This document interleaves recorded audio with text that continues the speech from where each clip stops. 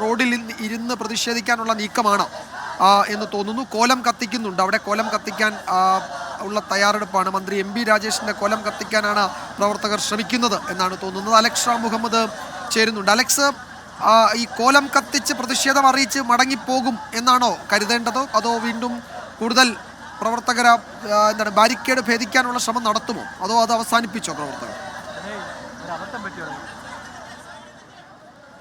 വിജയകുമാർ, അത് അവരുടെ ഈ മാർച്ച് വന്ന ഘട്ടം മുതൽ തന്നെ ബാരിക്കേഡ് ഭേദിക്കാനുള്ള ശ്രമം പ്രവർത്തകരുടെ ഭാഗത്തു നിന്ന് നടത്തുന്നുണ്ട്. പോലീസിനെ പ്രകോപിപ്പിക്കുന്നതിനുള്ള പർപ്പസ്ഫുൾ ആയ ഒരു ശ്രമം അവരുടെ ഭാഗത്തു നിന്ന് നടന്നിട്ടുണ്ട്. പോലീസ് നിൽക്കുന്ന ഒരു വശത്ത്, അതായത് നിയമസഭയിലേക്ക് പോകുന്നതിന് വേണ്ടി ഒരു വശത്ത് ഒരാൾക്ക് കടന്നു പോകുന്ന ഒരു വഴിയുണ്ട്. അവിടെ പോലീസുകാരാണ് നിലയുറപ്പിച്ചിട്ടുള്ളത്. അവിടെ പോലീസിന്റെ അടുത്തേക്ക് ചീറിപ്പഞ്ഞ് പ്രവർത്തകർ എത്തി ഒരു പ്രകോപനം സൃഷ്ടിക്കുന്നത് പല തവണ നമ്മൾ കണ്ടു. നമ്മൾ ആ ദൃശ്യങ്ങൾ കൃത്യമായി തന്നെ കണ്ടു. ഞാൻ മനസ്സിലാക്കുന്ന ഒരു 12ഓ 13ഓ തവണയാണ് ഈ മാർച്ചിന് നേരെ പോലീസ് ജലപീരങ്കി പ്രയോഗിച്ചത്. 2 വാഹനങ്ങൾ അതിനായി എത്തിച്ചിട്ടുണ്ട് എന്നുള്ളതാണ് ഏറ്റവും പ്രധാനപ്പെട്ട കാര്യം. നേരത്തെ വിജയകുമാർ സൂചിപ്പിച്ചതുപോലെ ഇപ്പോൾ ഈ കാണുന്നത് മന്ത്രി എം പി രാജേഷിന്റെ കോലം കത്തിക്കുന്ന ദൃശ്യങ്ങളാണ്. ഈ കോലം കത്തിച്ചതുകൊണ്ട് ഈ സമരം അവസാനിപ്പിക്കുന്നു എന്നുള്ളതല്ല അവർ പറയുന്നത്. കാരണം അടുത്ത ദിവസങ്ങളിൽ ഈ സമരം രൂക്ഷമായി തന്നെ നടത്താം, അല്ലെങ്കിൽ ആ സമരവുമായി മുന്നോട്ട് പോകുക എന്നുള്ളതാണ് അവർ ഉദ്ദേശിക്കുന്നത്. രാഹുൽ മാങ്കൂട്ടത്തിൽ നമുക്കൊപ്പമുണ്ട്. രാഹുൽ, ഈ സമരവുമായി മുമ്പോട്ട് പോവുകയാണ് യൂത്ത് കോൺഗ്രസ്.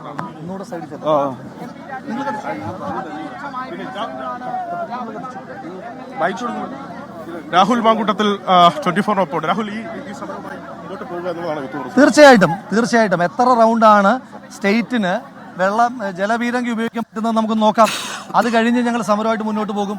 അത് നാട്ടിലെ ജലചൂഷണത്തിനെതിരായിട്ട്, പ്രത്യേകിച്ച് ഒരു തുള്ളി വെള്ളത്തിന് പൊന്നും വില കൊടുക്കുന്ന ഒരു നാട്ടില് വെള്ളമെല്ലാം കൂടെ ഒരു കമ്പനിക്ക് മറിച്ച് കോടികൾ കോഴ വാങ്ങി കൊടുത്തിട്ട് അതിനെതിരെ സമരം ചെയ്യുമ്പോൾ വെള്ളത്തെ ചൂഷണം ചെയ്യുക നോക്കാം എത്ര നേരം പറ്റുമെന്ന്. കോൺഗ്രസ് അനുവദിക്കില്ല എന്നാണ് അങ്ങ് പറഞ്ഞത്. ഒരു കാരണവശാലും ഈ കമ്പനിക്ക് അവിടെ പ്രവർത്തിക്കാൻ ഞങ്ങൾ അനുവാദം നൽകില്ല. ശക്തമായ സമരങ്ങൾ ഉണ്ടാവും. ഇപ്പം ഇന്നലെ പാലക്കാട്ടുണ്ടായിരുന്നു. നമ്മളവിടെ ലോങ് മാർച്ച് നടത്താൻ പോവുകയാണ്. അടുത്ത ദിവസങ്ങളിൽ സംസ്ഥാന കമ്മിറ്റിയുടെ മാർച്ച് ഉണ്ടാകും. അതിശക്തമായ സമരങ്ങളുമായിട്ട് മുന്നോട്ട് പോകും.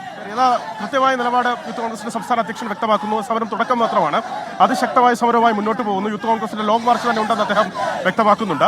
ഈ സമരം തന്നെ ഒരു സൂചന. ഞാൻ സൂചിപ്പിച്ച നിയമസഭയുടെ സെഷൻ സജീവമായി തുടങ്ങുകയാണ്.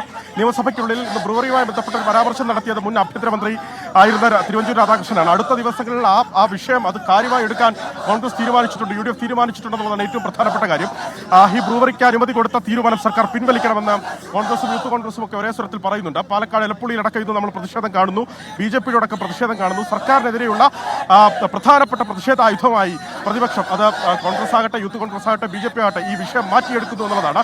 ഇതിൽ നിന്ന് 1 ഇഞ്ച് പിന്നോട്ട് പോകാൻ, ഈ തീരുമാനത്തിൽ നിന്ന് പിന്നോട്ട് പോകാൻ തയ്യാറല്ല എന്ന് MP രാജേഷ് ആവർത്തിച്ച് വ്യക്തമാക്കുന്നുണ്ട്. എന്ത് വന്നാലും നിയമസഭയിൽ കാണാം. സർക്കാരിന് പറയാനുള്ള മറുപടി നിയമസഭയിൽ പറയുമെന്നാണ് എക്സൈസ് മന്ത്രിയുടെ കഴിഞ്ഞ ദിവസങ്ങളിലെ പ്രതികരണം.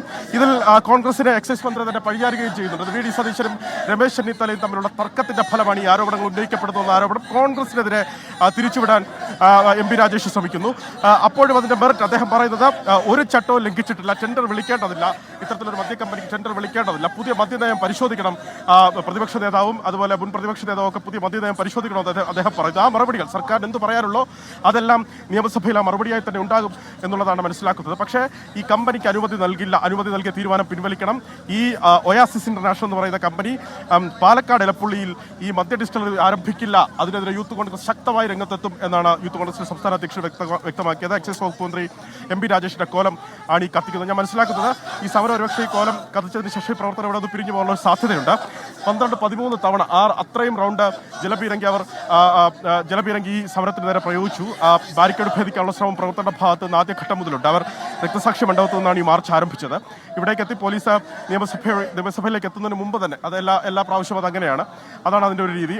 ഈ ബാരിക്കേഡ് ഉപയോഗിച്ച് ബാരിക്കേഡിന്റെ ഭാഗത്തേക്ക് വീണ്ടും പ്രവർത്തകർ പോകുന്നു. ബാരിക്കേഡ് ഭേദിക്കാനുള്ള ശ്രമം ചില പ്രവർത്തകരുടെ ഭാഗത്തുനിന്ന് ഉണ്ടാകുന്നു.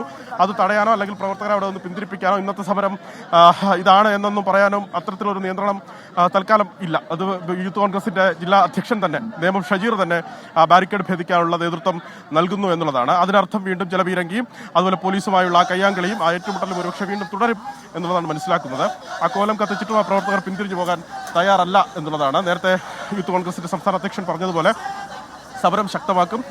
രൂക്ഷമായ സമരവുമായി മുന്നോട്ട് കൊണ്ടുപോകും. ഈ കമ്പനി അവിടെ ആരംഭിക്കാൻ അനുവദിക്കില്ല എന്ന് യൂത്ത് കോൺഗ്രസ് വ്യക്തമാക്കുന്നു. അതിന്റെ പ്രതിഫലനം സഭയ്ക്കുള്ളിലും ഉണ്ടാകും അടുത്ത ദിവസങ്ങളിൽ എന്നുള്ളതാണ് ഏറ്റവും പ്രധാനപ്പെട്ട കാര്യം. യൂത്ത് കോൺഗ്രസിന്റെ സമരം ഇപ്പോഴും തുടരുന്നു. നിയമസഭയിലേക്ക് വന്ന മാർച്ച് അത് ഉദ്ഘാടനവും അതുപോലെ കോലമൊക്കെ കത്തിച്ചതിന് ശേഷം പിന്തിരിഞ്ഞു പോകാൻ പ്രവർത്തകർ തയ്യാറാകുന്നില്ല. ഇപ്പോഴും ബാരിക്കേഡ് ഭേദിക്കാനുള്ള ഒരു ശ്രമവുമായി അവരുടെ പ്രതിഷേധം എത്രത്തോളം എന്നത് ഭരണകൂടത്തെ അറിയിക്കുന്നു. ശരി, അലക്സ് റാം മുഹമ്മദാണ് വിവരങ്ങൾ നൽകിയത്. കോലം കത്തിച്ചതിന് ശേഷം എക്സൈസ് മന്ത്രിയുടെ കോലം കത്തിച്ചതിന് ശേഷവും പ്രവർത്തകർ ബാരിക്കേഡ് ഭേദിച്ച് മുന്നേറാനുള്ള ശ്രമം തുടരുകയാണ്. ഈ സമരം അവസാനിപ്പിക്കില്ല എന്നാണ് യൂത്ത് കോൺഗ്രസ് സംസ്ഥാന അധ്യക്ഷൻ പറഞ്ഞത്. നിയമസഭ തുടങ്ങി മൂന്നാമത്തെ ദിവസമാണിന്ന്. അപ്പോൾ സഭാ സമ്മേളനമാകെ ഈ വിഷയം ഉന്നയിച്ച് മുന്നോട്ട് പോകാനുള്ള UDF തീരുമാനത്തിന്റെ കൂടി ഭാഗമാണ് യൂത്ത് കോൺഗ്രസ് ജില്ലാ കമ്മിറ്റിയുടെ പ്രതിഷേധം എന്നാണ് മനസ്സിലാക്കുന്നത്.